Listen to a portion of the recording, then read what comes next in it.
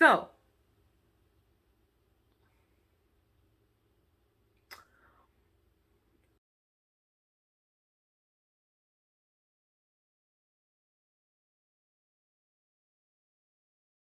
hi y'all, it's Vanessa from Soltera Creative, a channel all about art things, and art stuff. And today I'm talking about how to make vending easier. And before I get into it, I will put all the timestamps down below, and that will tell you what I say in order, because I don't write things down. Anyways, but that's what makes the conversation fun. So, what is vending or vending events? They're essentially any pop up market like farm stands, art markets, art shows, just things that don't have like a physical location where it's reoccurring every day on like a daily activity. It's like usually something that just pops up, right? Kind of like a flea market, but art and not as consistent. And the price point is vastly different. Basically, a place where people sell their stuff, and in this channel, art stuff. Um, Now Chicago is in the summer, in the midst of summer. Just I think the summer officially began like a few days ago. Anyways, by the time I release this, it'll be it will be in the middle of the summer, and festival season usually starts over here like around March, and it goes all the way until like October. I would say is like usually like trickling out, and then they turn into indoor markets. Anyways, that said, over the years, I've done vending events for almost 5 years, and so there are things that I love about it, and there are things that I hate about it, especially now that it's becoming more saturated. It's becoming a saturated market to be an organizer, an event organizer. Anyways, I digress. If you want me to make a video about that, let me know in the comments. But I hated it from the beginning of like just the fact that I have to bring my stuff. I don't like carrying that stuff, and honestly, I should have known better early on, but well, there was no way of me knowing. But one thing that I know that I struggled with, just the fact that I have to bring so many things, and there was just so much to remember and all these things. And so over the years, I developed systems to make my life easier. Um, and so the very first thing that I learned early on is to have like actual boxes, and preferably collapsible boxes. Why collapsible boxes? If you sell out, you can collapse them and it's just less to carry. The other thing is, it's just the fact that like if you use cardboard boxes, so many things that could go wrong will go wrong. Maybe not at your first festival, but like it will happen. Like I don't know what else to tell you. Like rain can happen, the box can rip, the box can give out, your stuff can get crushed because somebody accidentally sits on it. It could fall off because they usually don't have secure tops unless you tape them, and let's be real, how many of y'all are actually taping your boxes for like travel and stuff? All your stuff can fall out and just a lot of different things. So get boxes, collapsible boxes ideally. And with that said, like just a note about collapsible things, and I think this would be my second point, is like just getting things that fold. I My first vending events, I would bring this huge 6-foot table, and like we had the foldable ones, so I knew they existed. And if you don't know, they do exist, and go get one. Um, Getting foldable, light, sturdy things is the ideal. Like that's why I say collapsible boxes. Like you can even get like, and they come with lids too if you want to buy them with lids, but they're stackable as well. So just anything that is collapsible, like stands, like easels and stuff like that, not just stuff that you actually like they're awkward to carry and stuff. like that mannequins that are collapsible. I've seen those and they're pretty neat. I'm pretty sure they're really expensive. But just whatever you sell, like make sure that things are collapsible. The biggest one being the table. I used to bring like a 6 foot table. They were heavy and they were awkward to carry and they were very difficult to put in my car. Because I would have to like put it diagonally and all this stuff, and it was just always like a hot mess, and I'd be sweaty by the end of it, and I don't want to be sweaty. But yeah, no. So I would bring these 6 foot tables, and even though I knew I had like a foldable one. I don't know why, but that's what I did. So eventually, I got a little bit smarter and ended up getting like the foldable tables. And over time, I switched over, and they were still heavy. Like they end up being like 3 foot squares with a handle. Make sure it has a handle. But eventually, I switched over to a 4 foot table, which brings me to my next point: carry light. Carry light. I made the mistake of bringing all my merchandise, like for every single event, all of it, like every single merchandise that I ever had, I would bring it to every art event. And that was like me as an early vendor. And I just didn't realize that I'm not going to sell everything. Like, I think in my head, or somewhere in my heart, I was like, but what if that one person who wants this one sticker comes to the event and I don't have it? It's not worth it. Like, they can go on your website and just have a website for that, or have like your Instagram or whatever.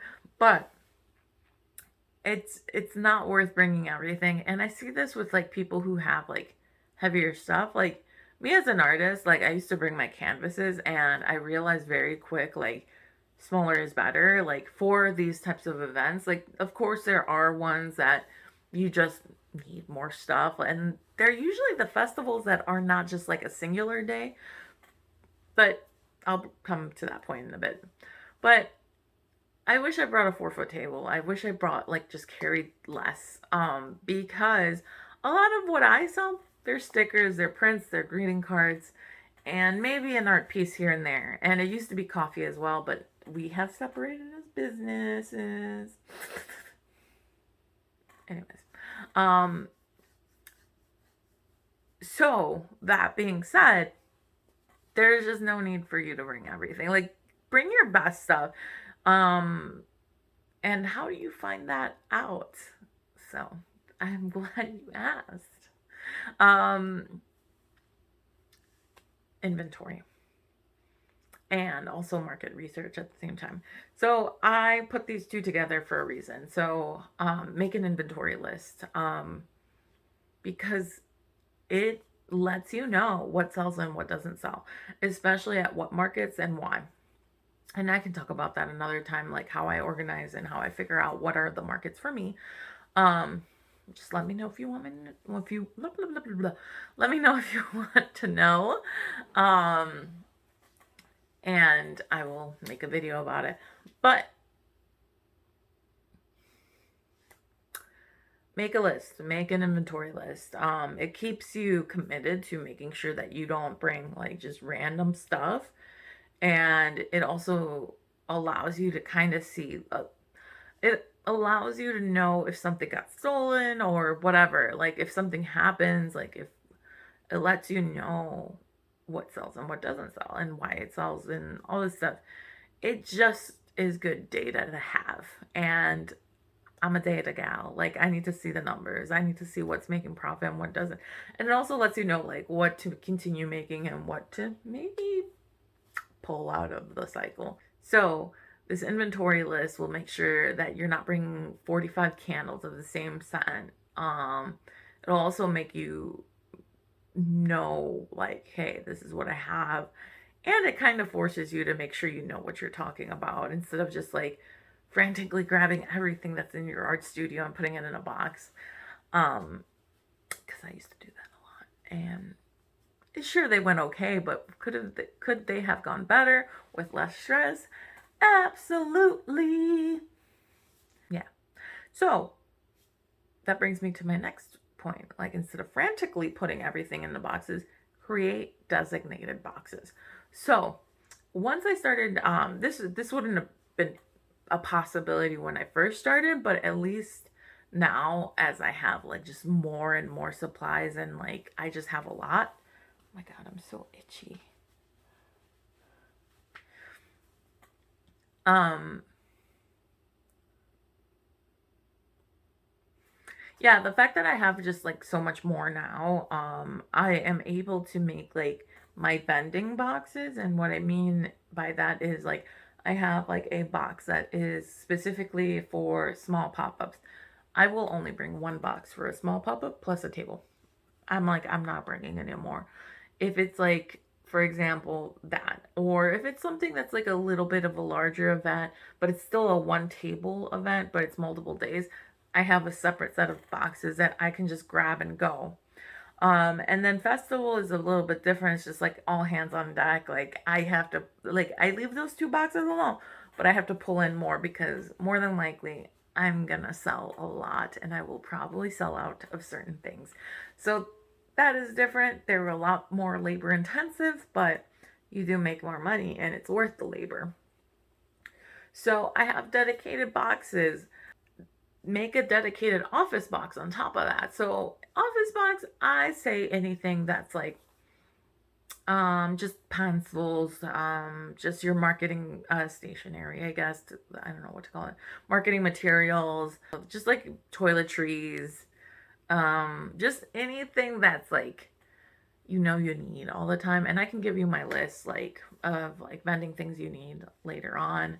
Um, but just anything that will make your experience at the show more comfortable.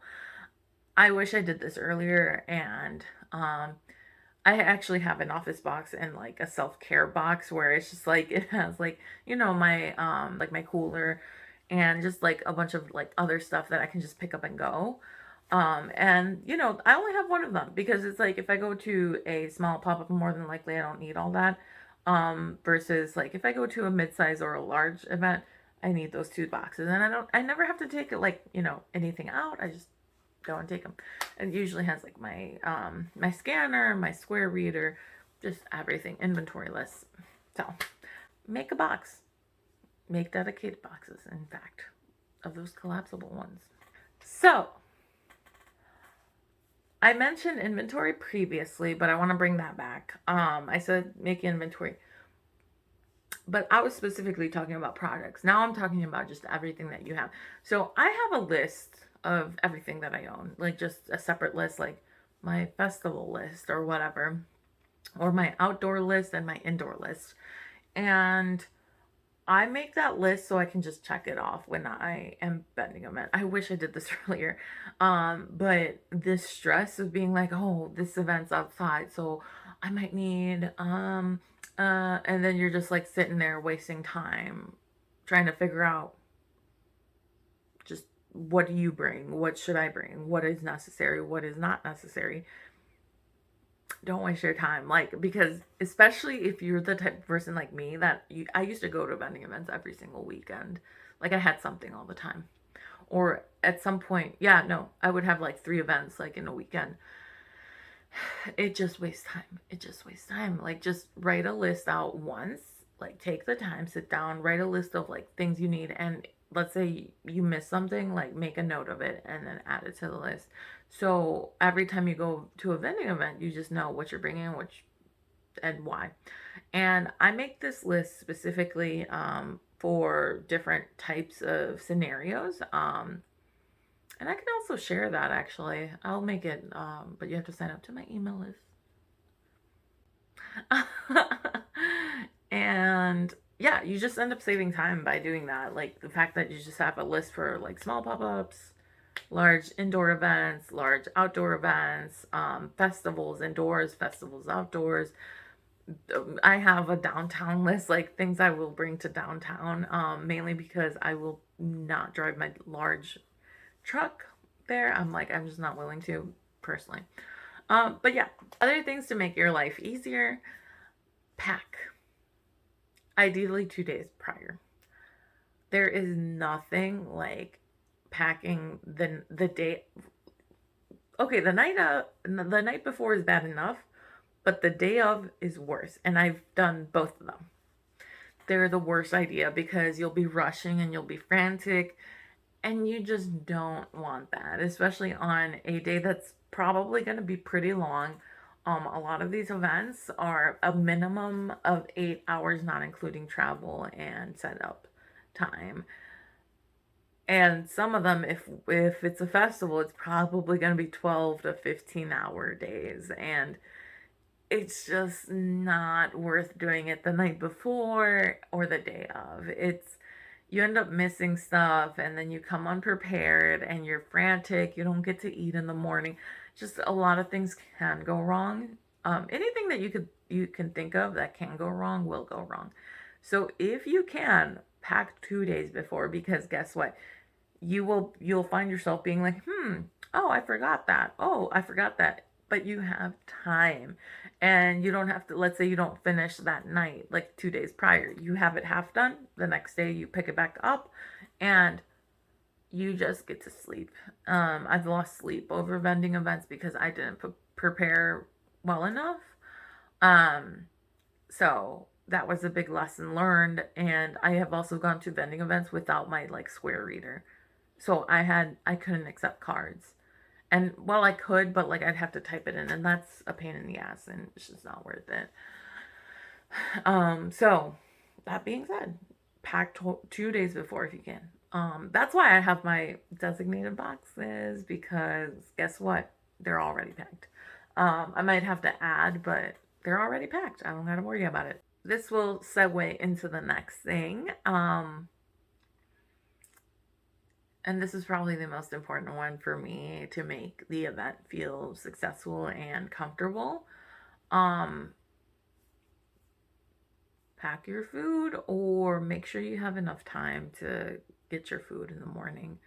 Um, I was miserable at a lot of these events actually, and it was the fact that I wasn't eating either the day before or the day of, until my friend pointed out. She was like, if you're not eating like 3 or 4 times like during these events, and the thing is, it's like she had just started, but she was a big proponent of making sure that you ate at all times, even if it's busy, like take the time to go eat. And I didn't realize how unhealthy it was for me to go to these events, these 12, 15-hour events, maybe eat one thing midday and then continue on. It was making me miserable. And I realized that part of my disdain for events was the fact that I wasn't taking care of my basic needs. And I say this a lot about, just in a lot of my vlogs, um, because it matters. It genuinely does. And I feel like as a society, at least like in the United States, we don't value like time to ourselves enough, and we are always on the go. Like the hustle culture is constant, and take a break to eat. Like that's why I say pack before, because personally for me, I like to get coffee prior to going to these vending events, and that means breakfast too. I'm a breakfast person. I know not everybody is, but you set time to pack what you need for the rest of the day. I learned pretty late that I should bring a cooler of just snacks and just water, because these events can get really busy. They really can, and that within itself can be a tip. Do what you need to do. Like if you're gonna bring a buddy, bring a buddy. Something that can allow you to eat throughout the day, because they are heavy days. They're labor intensive usually, and it's just for us. It's like for me, like during the summer, it's out in the heat. It's tough to be in those events, and gotta make sure you take care of yourself to be able to do more, right? So I'm gonna leave you with that. If there's a part 2 that is needed, I will post it. But if you have any tips on making vending events easier, or things that you've just learned over the course of the years, let me know down below. But yeah, those are my main tips. I don't know how many of them, 5, 6, 7, or 8. I don't know. But yeah, follow me for more art things and art stuff. Yeah. Bye.